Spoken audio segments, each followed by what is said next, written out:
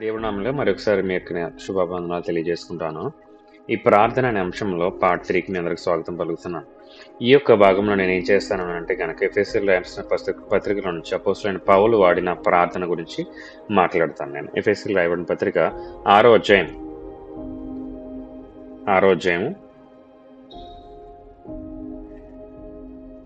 10వ వచనం నుంచి నేను చదువుతాను. ఎఫెసీయులకు రాయబడిన పత్రిక 6వ అధ్యాయం 10వ వచనం. తుదకు ప్రభు యొక్క మహాశక్తిని బట్టి ఆయన యందు బలవంతులై ఉండుడి. ఇక్కడ ఏమంటా ఉన్నాడంటే దేవుడికి శక్తి ఉంది, మనల్ని ఎలా ఉంటా ఉన్నాడంటే మహా బలవంతులై. చాలాసార్లు దేవుడు గొప్ప కార్యాలు చేయగలడని మనకు తెలుసు, దేవుడు అద్భుత కార్యాలు చేయగలడని మనకు తెలుసు, దేవుడు ఏదైనా చేయగలడని మనకు తెలుసు. కానీ మన ద్వారా ఎందుకు చేయట్లేదు అనేది మన ప్రశ్న. ఈరోజు ఈ ప్రార్థన అనే అంశంలో మనం చూడబోయే అంశం ఏంటంటే కనుక కొన్ని విషయాలు ప్రాముఖ్యమైన నేను చూపిస్తాను. ఎప్పుడైతే ఈ విషయాలు మన లోపల యాక్టివేట్ అవుతాయో ఈ ప్రార్థన యొక్క ప్రతిఫలాన్ని మీరు చూడడం మొదలు పెడతారు. ప్రభు యొక్క మహాశక్తిని బట్టి ఆయన యందు బలవంతులై ఉండుడి. మీరు అపవాది తంత్రములను ఎదిరించుటకు శక్తివంతులగునట్లు దేవుడిచ్చు సర్వాంగ కవచమును ధరించుకోండి. అపవాది తంత్రములను ఎదిరించుటకు, వాడి యొక్క ప్లాన్స్, అపవాది యొక్క ప్లాన్స్, ఆలోచనలు, ప్రణాళికలను ఎదిరించి మీరు నుంచోవాలంటే కొన్ని విషయాలు చేయండి అని అంటా ఉన్నాడు. ఏంటి విషయం అంటే సర్వాంగ కవచాన్ని ధరించుకోండి. ఎలా అనగా సర్వాంగ కవచం ఏంటి? మనము పోరాడినది శరీరులతో కాదు, కానీ ప్రధానులతోనూ అధికారులతోనూ ప్రస్తుత అంధకార సంబంధులకు లోకనాథులతోనూ ఆకాశ మండలమందున దురాత్మ సమూహములతోనూ పోరాడుచున్నాం. దీన్ని వివరించడానికి ఇది సరైన సమయం కాదు, కానీ చాలా మంది క్రైస్తవులకు అర్థం కాని విషయం ఏంటంటే ఎప్పుడైతే నువ్వు యేసుప్రభువుని నమ్ముకున్నావో, ఎప్పుడైతే ఒక భక్తి జీవితాన్ని నువ్వు కట్టుకోవడానికి ప్రయత్నం చేస్తూ ఉన్నావో, నువ్వు పోరాడుతున్నది శరీరులతో కాదు, నువ్వు పోరాడుతున్న నీకున్న అనారోగ్యంతో కాదు, నువ్వు పోరాడుతున్న నీకున్న అప్పుల బాధతో కాదు. నువ్వు ఎవరితో పోరాడుతున్నావు అంట? ప్రధానులతోనూ అధికారులతోనూ. వీళ్ళందరూ ఎక్కడ ఉన్నారు? ఆత్మ మండలంలో ఉన్నారు. వాళ్ళతో నువ్వు పోరాడుతూ ఉన్నావు సుమి. అందుకని ఏమంటాడనంటే మన ఆయుధాలు శరీర సంబంధమైనవి కాదు, ఆత్మ సంబంధమైనవి ఏమే అని చెప్తూ, అందుచేత మీరు ఆపద్దినమందు వారిని ఎదిరించుటకు, అంటే ఏ దినమని అంటా ఉన్నాడు?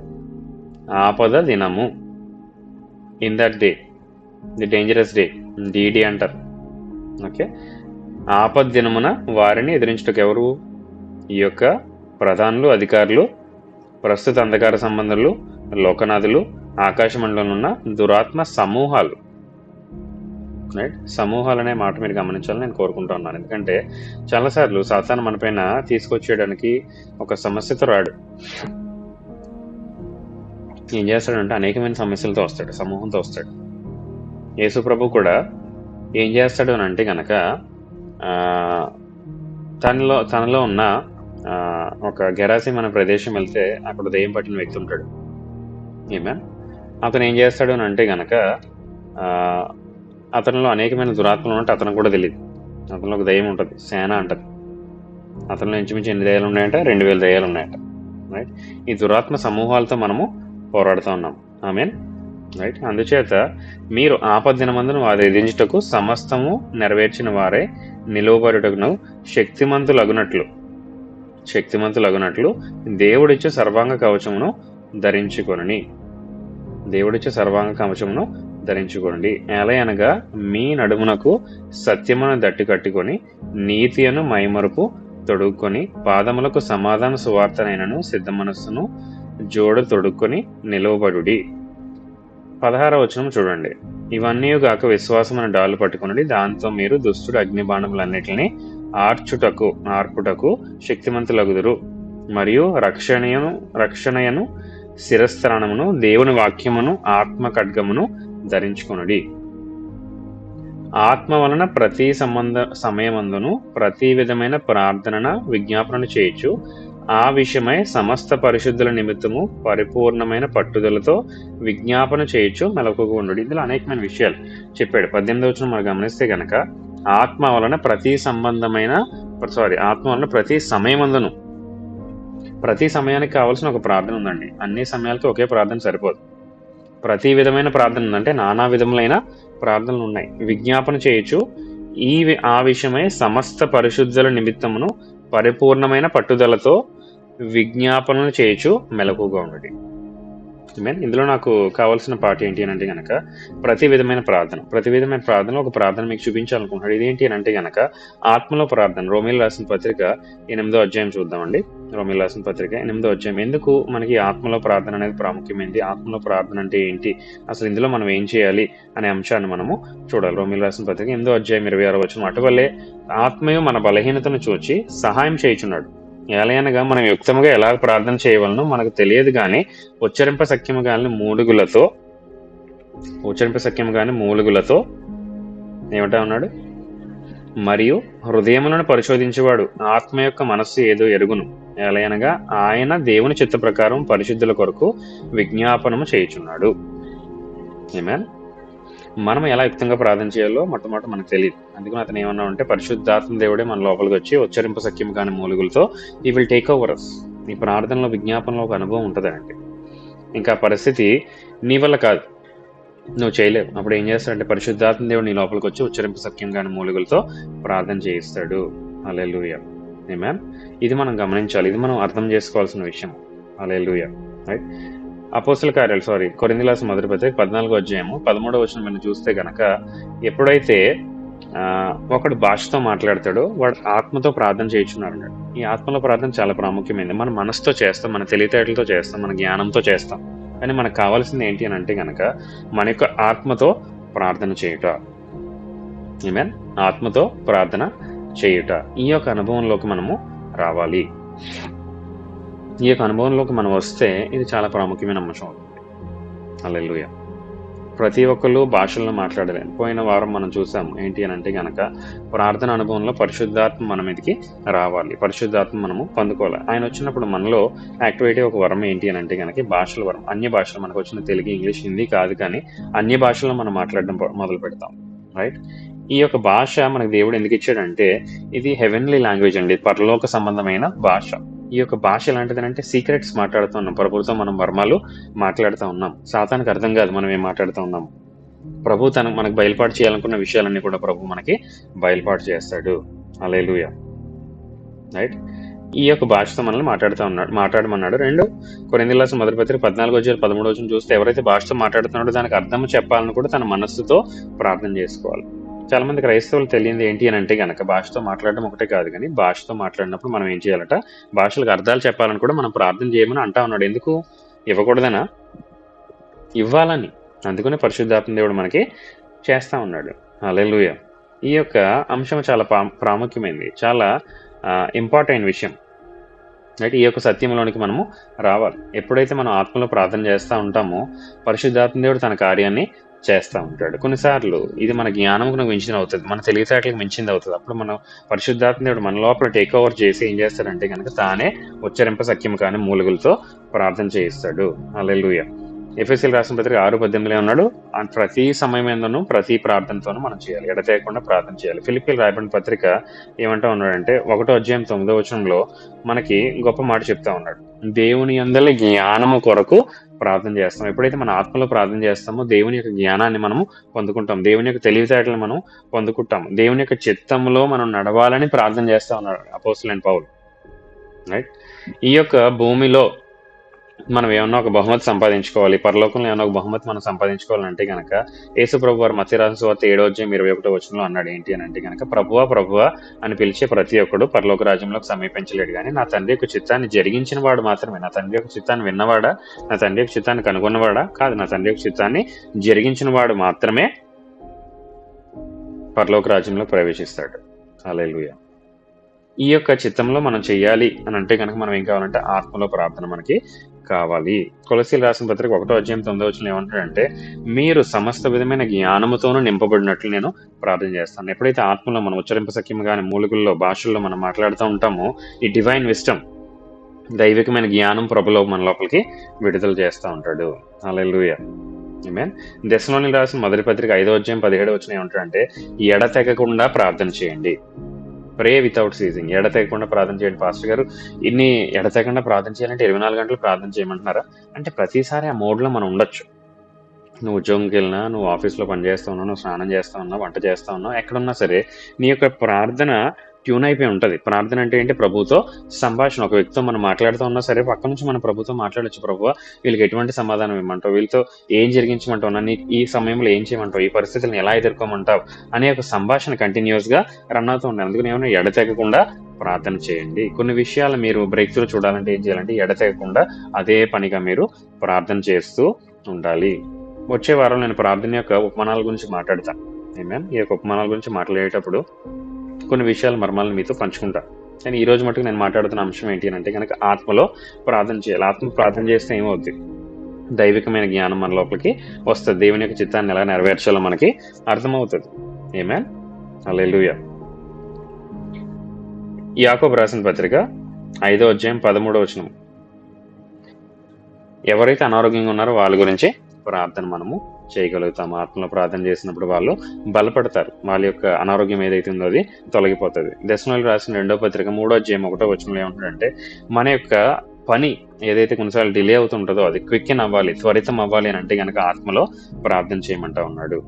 వేగవంతం అవ్వాలి పనులు. మన జీవితంలో దేవుని యొక్క కార్యాలు ఇంకా స్పీడ్గా చూడాలి, ఇంకా గొప్ప కార్యాలు మనం తలపెట్టాలంటే ఆత్మలో మనం ప్రార్థన చేయాలి. ఇంకొక వచనాన్ని మీకు చూపించడానికి ఎంతో ఇష్టపడతాను. యోధా రాసిన పత్రిక 1వ అధ్యాయము 20వ వచనం. ఒకే ఒక అధ్యాయం ఉంది యోధా రాసిన పత్రికలో. 20వ వచనం. ప్రియులారా, మీరు విశ్వసించు అతి పరిశుద్ధమైన దాని మీద మిమ్మల్ని మీరు కట్టుకొనుచు పరిశుద్ధాత్మలో ప్రార్థన చేయొచ్చు, నిత్య జీవార్థమైన మన ప్రభువు యేసుక్రీస్తు కనికరం కొరకు కనిపెట్టుచు దేవుని ప్రేమలో నిలుచున్నట్లు కాచుకొని ఉండుడి. ఇక్కడ గమనించాల్సిన విషయం ఏంటంటే మీరు విశ్వసించు అతి పరిశుద్ధమైన దాని మీద మిమ్మల్ని మీరు కట్టుకొనుచు పరిశుద్ధాత్మలో ప్రార్థన చేయొచ్చు. జీవితంలో ఏమైనా కార్యాలు నెరవేరాలంటే దేని ద్వారా నెరవేరుతాయి అంటే ప్రభు మనకున్న కన్నీళ్ళను చూసి పరిస్థితులు మార్చడు, కానీ మన లోపల ఉన్న విశ్వాసాన్ని చూసి పరిస్థితులను మారుస్తాడు, మన మనస్సును మారుస్తాడు. ఇది ఎలా జరుగుతుందంటే ప్రియ సహోదరుడే సహోదరి, నమ్మండి, విశ్వసించండి. ఎప్పుడైతే ఆత్మలో మనం ప్రార్థన చేస్తూ ఉంటామో అతి పరిశుద్ధమైన విశ్వాసం పైన మనల్ని మనము కట్టుకుంటూ ఉంటాము. హల్లెలూయా. అతి పరిశుద్ధమైన విశ్వాసం అని ఎందుకు అన్నాడనంటే కొన్ని పరిస్థితుల్లో మామూలు విశ్వాసం సరిపోదు, అతి పరిశుద్ధమైన విశ్వాసం మనకి కావాలి. అంటే this supernatural faith, supernatural ఎన్కౌంటర్స్కి ఏం కావాలి అంటే కనుక ఆత్మలో మనకి ప్రార్థన కావాలి. హల్లెలూయా. వావ్. ప్రియులారా, మీరు విశ్వసించి అతి పరిశుద్ధమైన విశ్వాసం మీద మిమ్మల్ని మీరు కట్టుకొనొచ్చు. అంటే ఎప్పుడైతే నువ్వు ఆత్మలో ప్రార్థన చేస్తానో ఒక step by step layer by layer, అడుగు బై అడుగు ప్రభు మీ జీవితంలో కట్టుకుంటూ వస్తాడు మీ యొక్క విశ్వాసాన్ని. ఆమేన్. హల్లెలూయా. ఎప్పుడైతే నువ్వు ఆత్మలో ప్రార్థన చేస్తూ ఉంటావో ఎక్కడ లేని ధైర్యం నీ లోపలికి వచ్చేస్తూ ఉంటుంది. ఓ hallelujah. I can sense the anointing of God. దేవునికి అభిషేకాన్ని నేను ఆల్రెడీ గమనిస్తా ఉన్నాను. ప్రియ సహోదరుడ సహోదరి, ఒకవేళ ఆత్మలో నీకు ప్రార్థన చేసే అనుభవం లేకపోతే ఈ రోజు నుంచే నువ్వు దాన్ని మొదలు పెట్టాలని నేను దేవుడిది ఈ యొక్క వాత్సల్యాన్ని బట్టి బ్రతిమాలుకుంటుంటాను. ఎందుకనంటే ఈ యొక్క ప్రార్థనలో అనుభవం నీకు కావాలి. అపోస్తలుడైన పౌలు ఏమంటాడంటే నేను మీ అందరికంటే మరి ఎక్కువగా కొరింథీయుల సంఘంలో అంటా ఉన్నాడు. కొరింథీయుల సంఘమే చాలా ఆత్మీయ వరాల్లో పనిచేస్తున్న సంఘం, వెరీ స్పిరిచువల్లీ వైబ్రెంట్ చర్చ్. ఆత్మపరంగా సంబంధంలో, ఆత్మపరమైన వరాల్లో వీళ్ళు చాలా యాక్టివ్గా ఉన్న సంఘం. వాళ్ళందరితో ఏమంటానంటే మీ అందరికంటే ఎక్కువగా నేను ఆత్మలో ప్రార్థన చేస్తా ఉన్నాను. హల్లెలూయా. ఆమేన్. హల్లెలూయా. రైట్. పరిశుద్ధురాత్మ దేవుడు మన లోపల కావాలి, ఆయనే మన లోపల కార్యం చేయాలి. చాలా సమాచారం, చాలా వర్తమానం మనం వెళ్ళాం. ఈసారి మనం చేయవలసింది ఏంటంటే దీన్ని క్రియాలోపంలోకి తీసుకుని రావాలి. ఆమేన్. యేసు ప్రభు వారి గురించి ఏమని రాయబడి ఉంది? ఆదియందు వాక్యం అన్నాడు, వాక్యం దేవుని యొద్ద ఉండు, వాక్యమే దేవుడిని. ఈ వాక్యం ఏం చేసిందంటే శరీరధారి అయి మన మధ్యన వచ్చి నడిచింది. ఆమేన్. ఈ యొక్క వాక్యము క్రియారూపం దాల్చాలి, వాక్యము శరీరం దాల్చాలి. ప్రభు నీకు చూపిస్తున్న దర్శనాలు, ప్రభు నీకు ఇచ్చిన ఈ యొక్క ప్రాఫెసీస్, ఈ యొక్క ప్రవచన వాకులు అవన్నీ కూడా నెరవేర్పులోకి రావాలి అని అంటే గనక ఏం చేయమంటా ఉన్నాడు అని అంటే గనక నిన్ను ఆత్మలో ప్రార్థన చేయమంటా ఉన్నాడు. హల్లెలూయా. కొరింథీయుల రాసిన మొదటి పత్రిక 3వ అధ్యాయం 10వ వచనంలో ఏమంటాడంటే ఒక షూర్ ఫౌండేషన్ పైన, ఒక కదల్చలేని పునాది పైన నువ్వు కట్టుకోవాలి, అతి పరిశుద్ధమైన విశ్వాసం పైన నువ్వు కట్టుకోవాలి అని అంటే కనుక ఆత్మలో ప్రార్థన చేయమంటా ఉన్నాడు. That's unshakable faith. ఆమేన్. ఇంక తొణికిసలాడలేని విశ్వాసము. ఇటువంటి విశ్వాసంలో నువ్వు కట్టుకోవాలి. కొరింథీయుల రాసిన మొదటి పత్రిక 3వ అధ్యాయం 14వ వచనంలో ఏమవుతుందంటే ఇటువంటి తొణికిసలాడలేని విశ్వాసం పైన, ఫౌండేషన్ పైన, పునాది పైన నువ్వు కట్టుకుంటే ఏమవుతుందంటే నీ యొక్క విశ్వాసం ఫలిస్తుంది. Your faith will not fail. పేతురు దగ్గరికి సాతాను వచ్చి, యేసు ప్రభు దగ్గరికి సాతాను వచ్చి అడుగుతాడు, ఇదిగో నేను పేతురుని కావాలనుకుంటున్నాను, అని అంటే పేతురు వద్దనలేదు, యేసుప్రభు వద్దనలేదు. యేసుప్రభు ఏమన్నాడు అని అంటే కనుక, పేతురు యొక్క విశ్వాసము తొలగకుండానట్లు విశ్వాసంలో ఫెయిల్ అవ్వకూడదని నేను ప్రార్థన చేశాను అంతే. ఈ యొక్క సమస్య రాకూడదని కాదు. ప్రభు ఏం ప్రార్థన చేశాడు? విశ్వాసంలో తొణికిసలు ఆడకూడదు. అంటే యేసుప్రభు చేసిన ప్రార్థన ఏమండొచ్చు? అతి పరిశుద్ధమైన విశ్వాసం పైన పేతురు తను కట్టుకోవాలి. కాబట్టి యేసుప్రభు వారు ఆత్మలో ప్రార్థన చేస్తుంటారు, ప్రభు పేతురు యొక్క విశ్వాసంలో తొణికిసలు ఆడకూడదు, మార్పులు లేకూడదు, అన్షేకబుల్ గా ఉండాలి, ప్రతి పరిస్థితిని జయించగలిగే క్యాపబిలిటీ అతనికి రావాలి. హల్లెలూయా. అపోస్తుల కార్యాలు 4:31 మీరు చూస్తే, సంఘం అంతా కలిసి ప్రార్థన చేసినప్పుడు, అపోస్తులందరూ కలిసి ప్రార్థన చేసినప్పుడు ఏమైందంటే భూకంపించిందంట. What a prayer! ఆత్మలో ఇంత శక్తి ఉంటుంది, ఆత్మ ప్రార్థనలో ఇంత శక్తి ఉంటుంది. అందుకని ఇది ఒక అనుభవంలో మనకి అయిపోవాలి. ఉదయాన్నే లేచిన వెంటనే కొన్నిసార్లు మనకి చింత కలిగిన ఆలోచనలు లేకపోతే డిప్రెసింగ్ థాట్స్ వస్తూ ఉంటాయి. వీటిని మనం ఎలా జయించాలంటే ఆత్మలో ప్రార్థనలో గెలిపాలి. ఎప్పుడైతే ఆత్మలో మనం మాట్లాడుతూ ఉంటామో, పరిశుద్ధాత్మ భాషలో మనం మాట్లాడుతూ ఉంటామో, మన లోపల ఉన్న శక్తి, ఈ జనరేటర్ పరిశుద్ధాత్మ మీ మీదకి వచ్చినప్పుడు మీరు శక్తిని పొందుకుంటారు. ఏంటి శక్తి? ఇది ఒక జనరేటర్ లాంటిది. స్టార్టింగ్ నువ్వు కొంచెం కష్టపడాలి, నువ్వు కొంచెం శ్రమ పడాలి, నువ్వు కొంచెం సెక్షన్లోకి రావాలి, నువ్వు కొంచెం డిసిప్లిన్ అవ్వాలి. ఎప్పుడైతే డిసిప్లిన్ నీకు కన్వర్ట్ అవుతుందో, అట్లే ఒక క్షణంలో ఈ జనరేటర్ ఓపెన్ అవుతుందండి. ఈ జనరేటర్ ఎప్పుడైతే ప్రారంభం అవుతుందో, నీ లోపల నుంచి పరిశుద్ధాత్మ దేవుడు హీ విల్ టేక్ ఓవర్. ప్రతి పరిస్థితిని ఆయన తీసేసుకుంటాడు. ఆమేన్. మనలో ఉన్న ప్రతి దుర్నీతిని, ఈ వికెట్నెస్ అంతా కూడా ఆయన సమూహంగా నాశనం చేసేస్తాడు. ఆయనలో ఉన్న నీతి, ఆయన యొక్క రాజ్యము మన ద్వారా ప్రవహించడము మొదలు పెడుతుంది. హల్లెలూయా. ఎప్పుడైతే జనరేటర్ మొదలవుతుందో నీకు అర్థమైపోతుంది, అక్కడి నుంచి దేవుడికి అసాధ్యమైన కార్యాలు ఏమీ లేవు, అన్ని సమస్తము సాధ్యమైన విశ్వాసం నమ్మకంలోకి ప్రభు నిన్ను తీసుకొచ్చేస్తాడు. హల్లెలూయా. ఆమేన్, ఆమేన్. అపోస్తలుల కార్యాలు 9:11 పౌలు ప్రార్థన చేసుకుంటూ ఉన్నాడు. పౌలు ప్రార్థన చేసుకుంటూ ఉంటే ఆత్మలో ప్రభు వెళ్ళి ఎవరితో మాట్లాడుతూ ఉన్నాడు? అననీయతో మాట్లాడుతూ ఉన్నాడు. అననీయ పలానా వ్యక్తి సౌలు ప్రార్థన చేసుకుంటున్నాడు, అతను గుడ్డితనంతో బాధపడుతున్నాడు, నువ్వు వెళ్ళి అతను పెట్టి చేతులేసి ప్రార్థన ఉంటే అతను స్వస్థత పండుకుంటాడు, తిరిగి మళ్ళీ చూస్తాడు అని చెప్పి దేవాదేవుడు సెలవిచ్చాడు. ఆమేన్, హల్లెలూయా. ఆత్మలో మనం ప్రార్థన చేస్తే ఏమవుతుంది? అనేకమైన కార్యాలు నెరవేరుతాయి. ఇన్ఫాక్ట్ హెవెన్లో ఉండే ఏకైక లాంగ్వేజ్, పరలోకంలో ఉండే ఒకే ఒక భాష ఏంటి అని అంటే ప్రార్థన. ప్రకటన గ్రంథం 5:8, ప్రకటన గ్రంథం 8:3-4 చూస్తే కనుక, పరిశుద్ధుల యొక్క ప్రార్థనలు ధూపము వలె దేవుని యొక్క సముఖంలోకి వచ్చాయంట, దేవుని యొక్క సన్నిధిలోకి వచ్చాయంట. ఇన్ఫాక్ట్ ఆ పరలోకంలో స్టాండ్ అవ్వగలిగే ఏకైక విషయం ఏంటి అని అంటే గనక ప్రార్థన మాత్రమే, ప్రార్థన మాత్రమే. హల్లెలూయా. Thank you Lord. మీ గురించి ప్రార్థన చేయడానికి ఇష్టపడతా ఉన్నాను. ఎవరైతే ఇంకా ఇక ఆత్మలో ప్రార్థన అనుభవంలోకి రాలేదో, మీ గురించి ఇప్పుడే నేను ప్రార్థన చేస్తాను. మీరు పరిశుద్ధాత్మ పొందుకుంటారు. యాజ్ వెల్ యాజ్ ఈ ఆత్మలో ప్రార్థన తీవ్రత కలిగి మీరు ప్రార్థన చేయగలుగుతారు. దేవుని యొక్క సూపర్ న్యాచురల్ థింగ్స్ మీరు చూడగలుగుతారు. మీరు పరిశుద్ధాత్మ చేత ప్రేరేపించబడిన వారైతే కనుక మోకాళ్ళ మీదకి వచ్చి ఇప్పుడే ప్రార్థనలు ఏకీవించండి. పరిశుద్ధమైన మా ప్రియపరలోకి తాను నీ ఘనమైన నామమున లెక్కలేని వందనాలు, స్తుతులు, స్తోత్రాలు. ఆయన వచ్చిన పరిశుద్ధాత్మని వరాన్ని బట్టి నీకు వందనాలు. గొప్ప ఆదరణకర్తని మా దగ్గర పంపించావు తండ్రి. ఈయన ఒక శక్తి ఒకటే కాదు, ఈయన ఒక వ్యక్తి కూడా. నేను ఎవరైతే పరిశుద్ధాత్మ అనుభవం లేదో ఇప్పుడే వాళ్ళపైన దిగిరమ్మని ప్రార్థన చేస్తా ఉన్నాను తండ్రి.